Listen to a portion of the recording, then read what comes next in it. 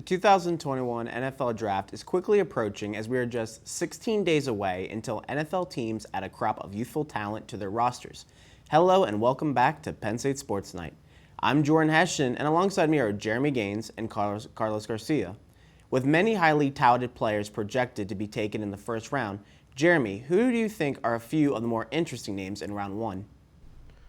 Yeah, Jordan. So I'm going to highlight a bunch of players, particularly in the top 16 on this first page of our draft here. Obviously, Trevor Lawrence going number one. Jags have basically admitted. Let's move on from that. The draft really starts at 2 and 3. We know the Jets are probably taking quarterback. They had a lot of offers to trade back, decided not to. Pretty much every expert who's connected in the NFL thinks it's going to be Zach Wilson.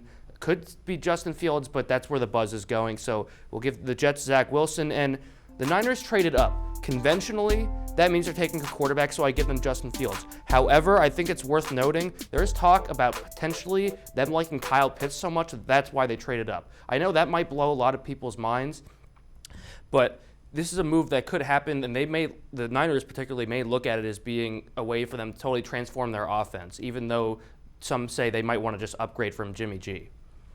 Then you move on down to this wide receiver tier. You start seeing these offensive weapons, the skill positions make a run here. Jamar Chase and Devonta Smith. The logic here is pretty simple. Pair them up again with their college quarterbacks. Jamar Chase with Joe Burrow on the Bengals, and Devonta Smith back with Tua Tagovailoa on the Dolphins. In this case, you're just giving them weapons that they need to be successful. Either team could take offensive tackles at this spot as well and help their guys that way. But either way, you're getting people to help them on offense, particularly this time with pass catchers. Now, I hate to put Kyle Pitts here to Detroit, but they need a weapon, and this is a guy who can transform their offense. Now, you have Rashawn Slater going to the Panthers. They just made this trade for Sam Darnold. We presume he'll get the highest chance of being a starter, assuming they don't bring in any other competition for him to seriously take away that starting job. So you give him Rashawn Slater, give him a good tackle that he never really had with the Jets, give him some protection. That's a good way to start his career there and give him a real chance. Then moving over to this side of the board, Giants are going to take Jaylen Waddle after Micah Parsons, who I think would be their number one option at that spot, is going to be off the board. Give Daniel Jones a weapon to see if he really is going to be your guy. And I think that's what the important thing to note in this draft is. You're going to see a lot of teams with young quarterbacks who have some question marks, so they're going to go get them some weapons and see just how good they can be.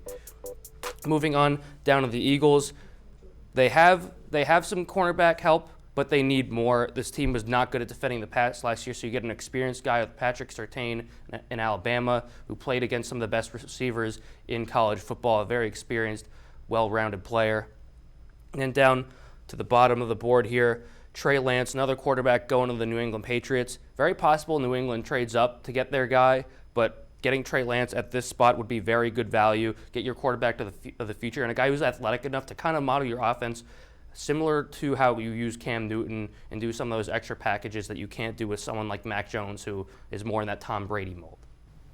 Then moving on to our second page in the back half of the draft, I think Alex Leatherwood is a good pick for the Dolphins. I have them taking the wide receiver earlier. Get an experienced Alabama tackle. I think getting guys like that is always a good move. They do a really good job of building the offensive line in Alabama. Mac Jones going to the Washington football team. I know you have them mocked a little bit earlier, not to spoil it too much, but and there's a lot of talk about that happening, but this is really, I think, the appropriate spot for Mac Jones in this 19-20 run range, somewhere around here, getting that young quarterback who can come in and help your team. Washington just doesn't really have a long-term answer. They don't really have an option at quarterback, so I think you got to go quarterback in the first round and make something happen in that area. Christian Darrisaw to the Bears. I think this is going to be a good pick. He's talented enough to go way higher in this draft, but there are some other issues that are going to hold him back, and I think the Bears will get a guy to protect Andy Dalton on that team. So going down to the Jets, they have a lot of options because they're a really bad team, and they have a lot of different holes. They could go cornerback here. They could go wide receiver here. They could pick another tackle and put him opposite Mekhi Becton. I think based on the way this board falls, going with a linebacker / edge rusher type is going to be a good move because the Jets just haven't really had a guy they can rely on at that spot in a long time. Put him opposite Carl Lawson, who they just signed in free agency, and maybe all of a sudden you have a pretty scary defensive line.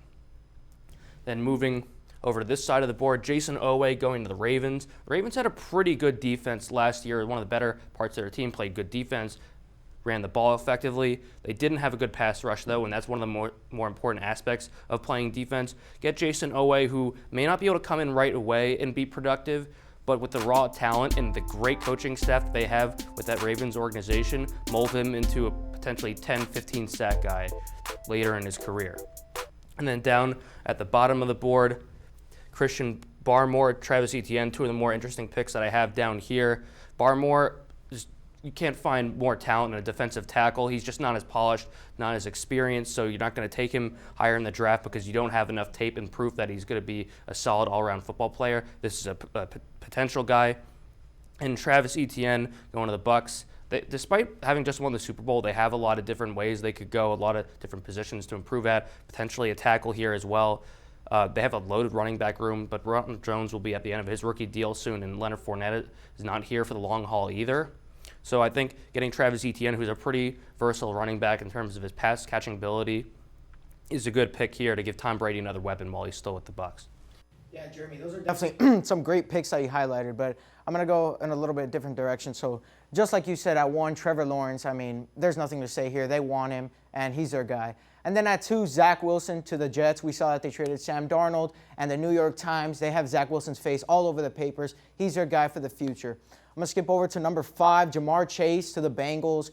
Obviously, Joe Burrow needs to be protected. We saw that he got hurt in his rookie year, and I think really the smart pick would be to get a guy like Sewell or Slater to really bolster that offensive line. But we saw what Jamar Chase did with Joe Burrow. They combined for, when they played together, Jamar Chase had 84 catches for over 1,700 yards and 20 touchdowns. So this is definitely going to bolster their offense, and they're going to have that offensive firepower for the rest of the year.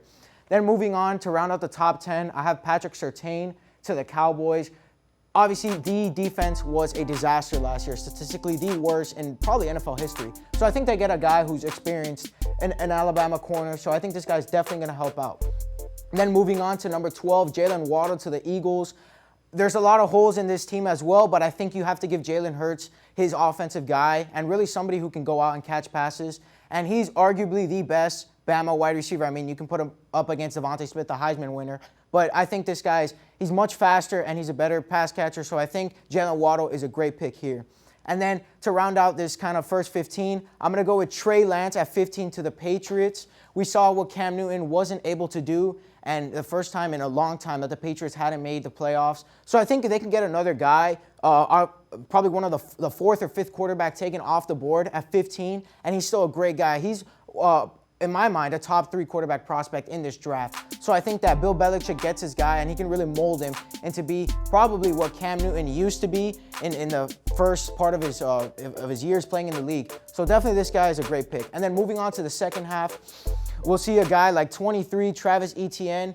He's probably the best running back in this draft. You can argue against Naji Harris, which we'll talk about a little bit later. But I think the Jets, they have a lot of holes they need to fill, and you can get a dynamic guy like this. He's flashy, and you can put him in the slot as well. He can even go out and create nightmare matchups against linebackers. So I think this is a great pick for the Jets. And then moving on, 27 at Baltimore, I have Kadarius Toney. As you can tell, I love my offensive guys. 6 foot, he's a blazing speed guy, and he's really going to help Lamar Jackson get another offensive weapon. We still really haven't seen, although he had his MVP performance, Lamar Jackson is really a guy who people are still doubting his throwing ability. So I think Kadarius Toney is definitely going to be a guy who can help him out and really take an ease off his shoulders in being able to catch passes and even run options and stuff like that. And then I have, rounding out the first round, I have at 32, Jason Owe, Penn State's very own. The edge rusher, he's a great guy. I think if you're pairing against some of the better guys in the defense like Devin White, JPP, I think that creates an even nightmarish defense to what they had in the Super Bowl that took them to the Super Bowl and had them win. So definitely this is a great pick for Todd Bowles and that defense down there in Tampa Bay. We tend to see a handful of players that teams overhype and turn into busts, or players that fly under the radar and go on to have stellar careers. Do names such as Ryan Leaf or Tom Brady ring a bell? Carlos, which players fall into these categories in this year's draft class? So definitely a guy that I think is a little bit overrated has to be Mac Jones, especially at the number 3 spot, which I have him going to San Francisco. They already obviously have their guy in Jimmy G, but I'm not sure that they're kind of satisfied with Jimmy G. So I think that they're going to reach a little bit and get him. Obviously, Mac Jones, he's a great player. I'm not going to completely bash him. But he's a guy who had a lot of help at Bama on the offensive side and on the offensive line. So I think that really had to kind of give why he's such high on the boards. And he's not really the most athletic guy. That's my main issue with him, the lack of athleticism. He's a pocket passer, and that's good for a quarterback. But when that pocket collapses, he's going to be taking a lot of sacks. I mean, obviously he has Trent Williams on the line, but if he goes down for some reason, that's going to be a nightmare rookie season for him. And we also saw in his pro day that he missed a lot of throws. He overthrew some of his receivers. So I think that's my main issue with him. We'll see how that translates into the NFL. And then also a guy who I think has to be underlooked, has to be a guy from Alabama, their center. I'm blanking on his name right now. It'll come back to me. But this guy, Landon Dickerson, there you go. He's a guy who got hurt. He's a big guy. He reminds me of a grizzly bear, 6'6", 333 pounds. Huge guy, an absolute unit on the line. He's a dream player to coach for an offensive lineman coach. But my issue with him is the injuries. In all 4 of his college years, he got hurt every single year. Most notably, the recent one, he tore his ACL in the SEC championship game. So I think that's going to be a huge issue with him. But if he can stay healthy, he's going to have an amazing career, and he's going to be the steal of this draft. Yeah. So I actually really agree with you at the Mac Jones point, but that's the exact reason why I wouldn't go for him at number 3 before I get to my guys. Is he really an upgrade over Jimmy G when you talk about the lack of athleticism? So if they're going to go a quarterback there, I don't think Mac Jones is the guy. It just doesn't seem to fit, especially given that reasoning. Now, when you talk about overrated players, I don't want to say he's totally overrated in the sense that he's not good, but when you go to the top 5 and talk about Penn Sewell, who I have going into the Falcons, he's a guy that has all that ability, but there are some questions as to even whether or not he's better than Rashawn Slater. I think they're pretty close, and in that sense, I think he's a little bit overrated, that Rashawn Slater has an edge in some sense, that he has that experience going up against the Big Ten competition, the kind of pass rushers that they have in that conference. I think you compare it to Penn Sewell, there's a lot of ability there, but I think he's a little bit more raw than Slater. So when you compare them, I think it's not exactly a lock that Sewell goes higher. In terms of underrated players, someone who's not getting all the looks in the draft, I look at Liam Mykenberg, an offensive lineman that doesn't have all this physical ability that people like to talk about, the intangibles, how guys can just maul people over on that offensive line spot. But he has the experience. The one thing that he really does lack is arm length, and his hand technique just isn't really violent and aggressive enough for what you would want in an NFL offensive tackle. Possible a guy like that has to move into the guard spot just because of a lack of pure athleticism. But I think you can't undervalue the experience that he has, how he's a 3-year starter and performed well, has some really impressive tape. That kind of consistency needs to be valued at the offensive line spot, because a guy can have all the ability in the world, but if it doesn't translate and maybe he's not healthy, well, it doesn't really do you anything. You need to know that tackle or that guard is going to be there every game, and I think that's something you can count on with Liam Mykenberg. So I'd like to see him go in that mid to late part of the first round, even though people are talking about him as a day 2 prospect. With the 2021 NFL draft class looking like one of the more promising classes in recent time, which prospects appear to be ready to make an instant impact? So when you talk about someone who's going to come into his first game and blow you away, that first play of the game, I think you have to talk about Devonta Smith. This is probably the most NFL-ready guy that we have in this entire draft, arguably. When you talk about what you want in a wide receiver, he is it. The only thing he does not have is size. And you know what? We saw Marvin Harrison get himself a gold bust by being an undersized receiver. So I think Devonta Smith will do just fine. The only thing you have to worry about is him getting banged up easily and that availability, which is key. But if you believe in him, in his ability as a football player, which I think you have to do, then you have to believe that he's going to be a great player from day one. You talk about his speed, his route running, the way he catches the ball, just the stickiness of his hands, and the work ethic, the intangible stuff of how much harder he's going to work to be a better player than he already is. You have to believe that this guy is going to be great, because he's a complete receiver and he really just has it up here. He's going to be a great guy, and any team would love to have him, but not every team will get that chance. Yeah, I think that's a great choice. I mean, obviously we saw he had the Heisman this year, so there's definitely no doubt that there's no lack of talent there. He's your guy. But I'm going to go with another Bama offensive weapon. I'm going to go right there on the board, 18, Naji Harris to the Dolphins. I think this guy, stellar play in college. We saw this year he had 26 touchdowns alone.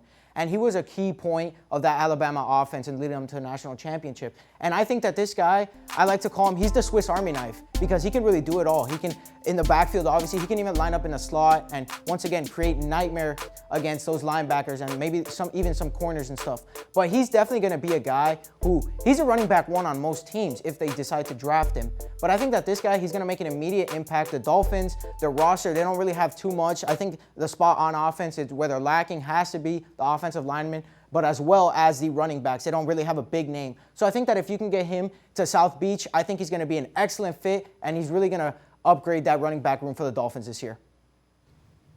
Well, we'll have to wait for night one of the NFL draft to see if Jeremy's and Carlos's predictions were correct. Be sure to tune in next week for our 4th edition of our NFL mock drafts. For Jeremy Gaines and Carlos Garcia, I'm Jordan Hession. Thank you for tuning in to this edition of Penn State Sports Night, and have a good night. Thank you for watching this edition of Penn State Sports Night.